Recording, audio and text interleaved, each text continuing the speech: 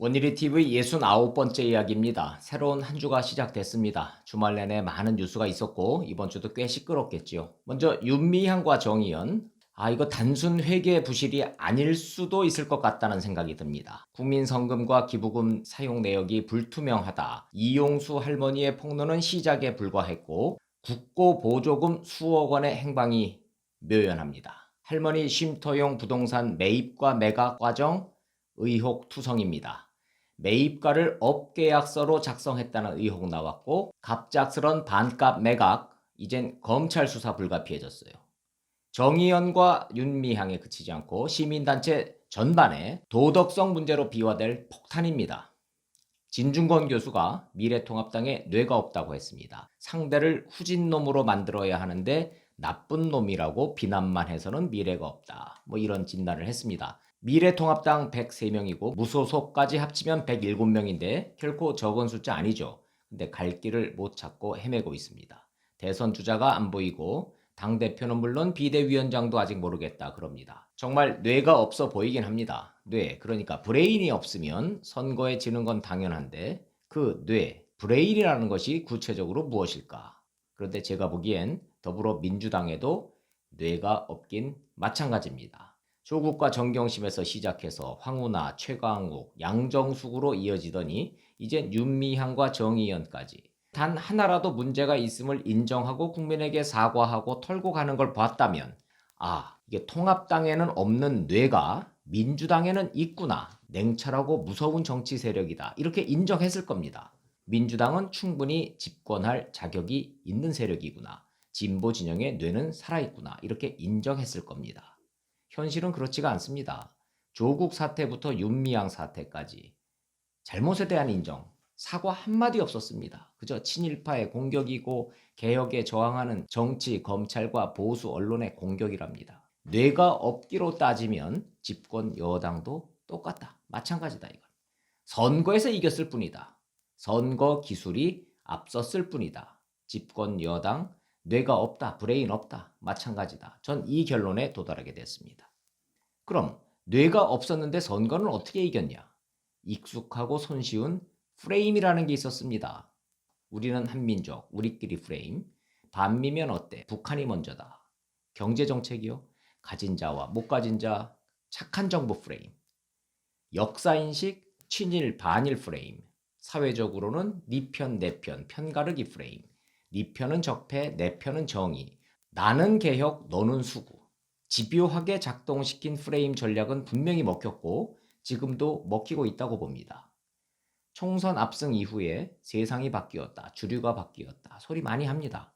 그래서 20년 집권, 100년 집권 가능해졌다라는 말도 공공연하게 나옵니다. 그런데 집권 여당은 한 가지를 놓쳤어요. 갑자기 거대 여당이 되면서 파생된 문제들, 대표적으로 윤미향과 정의연. 분명 문제가 있는데 덮고 있어요. 분명 잘못이 있는데 인정 안 합니다. 오히려 엄호하고 반격하고 있어요. 친일파의 공격이다.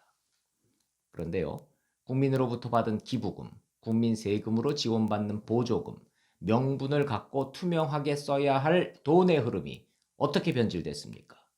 내 편이고 반일이니까 엄호하라, 은폐하라. 무조건적인 내 편 감싸기인데 이런 집권 여당은 도대체 뇌가 있는 거냐? 민주당 역시 뇌가 없기는 마찬가지다. 더 나아가서 근간인 피가 썩고 있는데 이걸 모를 수도 있겠다 이런 생각도 듭니다. 윤미향과 정의연은 국민을 개돼지나 혹은 바보로 여기는 건 아닐까 이런 생각도 듭니다. 국민 성금과 기부금으로 모은 돈 50억 원, 엉터리 부실 회계의 공시도 엉터리 이미 드러났습니다.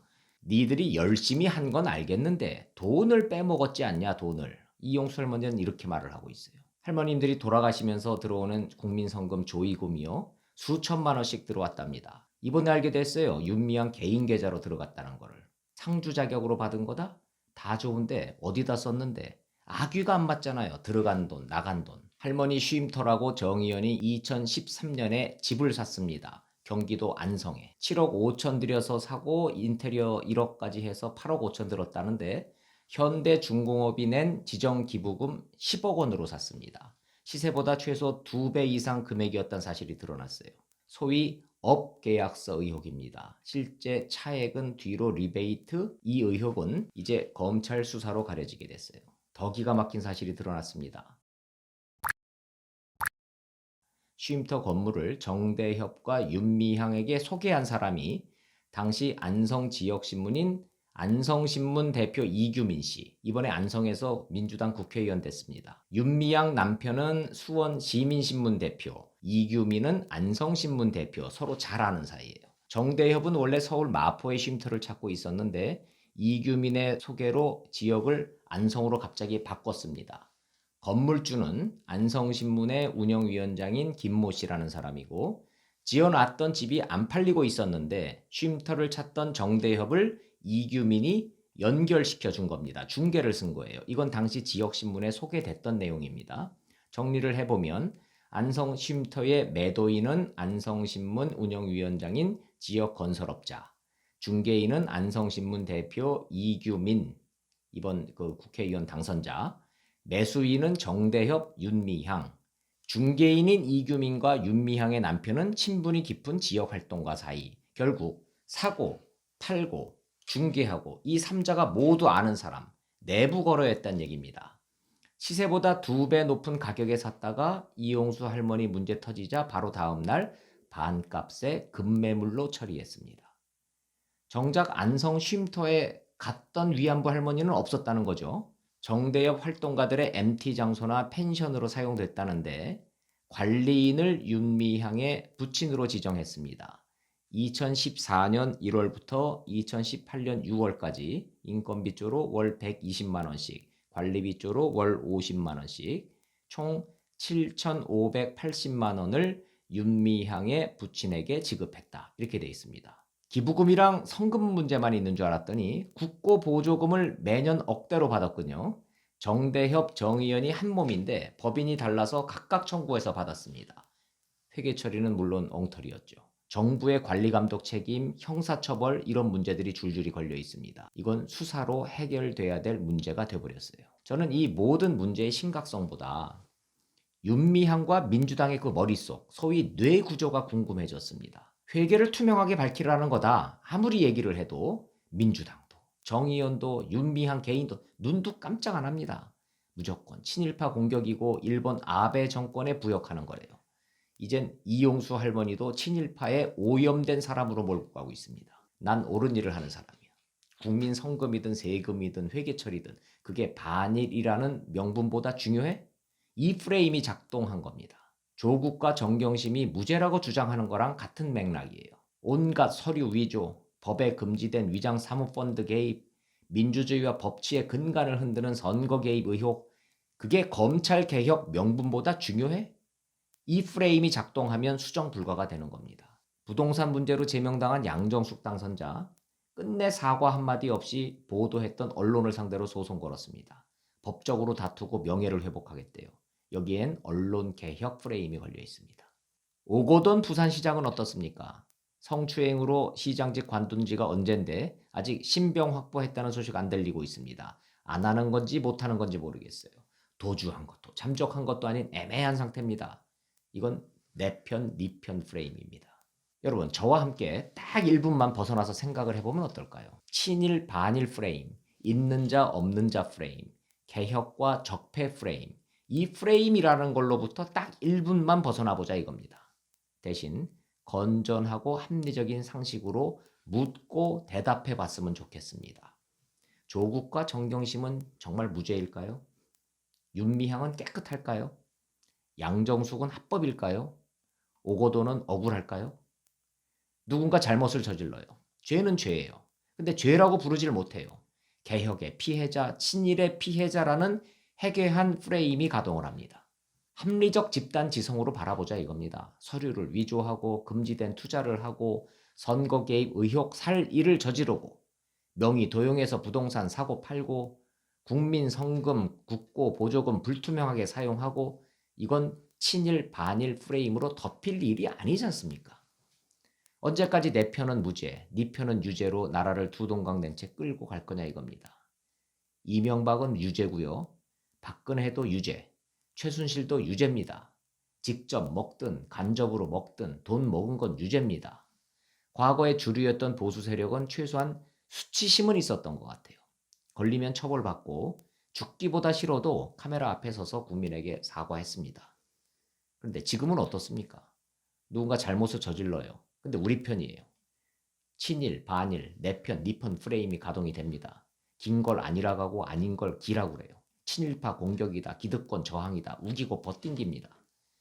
이게 집권 여당에 뇌가 있다면 마땅히 인정하고 사과하고 잘라내고 털어내야 마땅한 건데 여기서 밀리면 다 죽는다는 위기의식만 갖고 있는 것 같습니다. 뇌가 없어도 죽는 거지만 피가 썩어도 죽는 겁니다. 그걸 모르고 있는 것 같아요. 진중권은 통합당에 뇌가 없다 이 소리만 했습니다. 틀리지 않은 진단입니다. 그런데 민주당에도 뇌가 없다 이 소리를 빠뜨린 것 같아요. 한 가지 더 중요한 팩트를 빠뜨렸습니다. 대한민국 국민 51%의 뇌는 살아 있습니다. 명분 있는 일을 해왔다고 잘못을 덮을 수는 없다. 이렇게 상식과 합리로 판단을 하는 집단 지성은 살아있다 이겁니다. 현재 야당에서는 안 보이는 대선 후보, 그거 뇌가 아닙니다. 대선 후보는 어느 날 갑자기 짠 하고 나타나서 국민의 51%를 구원해줄 메시아가 아니라고 생각합니다. 대선 후보를 선택하는 것은 어차피 상식과 합리를 중시하는 국민 51%에게 있다고 생각합니다. 51%의 건전한 보수의 뇌가 자금 벌어지고 있는 집권 여당의 무뇌 행태를 쳐다보고 속으로 판단하고 있어요. 통합당에 뇌가 없어? 맞아. 근데 민주당에도 뇌가 없어. 하는 거 보니까. 지금 벌어지는 일 보면 통합당뿐 아니라 민주당에도 뇌가 없긴 마찬가지다 이겁니다. 여론조사 1위를 달리는 이낙연도 오매불망 대권 꿈을 꿈꾸는 박원순, 이재명도 뇌, 브레인 아닙니다. 조국, 정경심, 최강욱, 윤미향, 양정숙, 오거돈 수많은 잘못에 대해서 누구 하나 인정하고 사과하지 않는 한 이건 의미 없는 여론조사 수치만 존재할 뿐 집권 여당 역시 뇌가 없는 겁니다. 그래서 저는 보수 야당이 당장 찾아도 안 보이는 대선 후보를 찾는데 헛신 쓸 때가 아니라고 생각합니다. 합리적 보수 51%의 존재를 확신하고 당을 추스리고 기다리는 겁니다. 합리적 국민 51%의 뇌는 분명히 존재하고 대선 후보 선택의 순간을 기다리고 있다고 봅니다. 전 합리적 국민 51%의 존재를 확고하게 믿고 있습니다. 원일TV 마칩니다. 고맙습니다.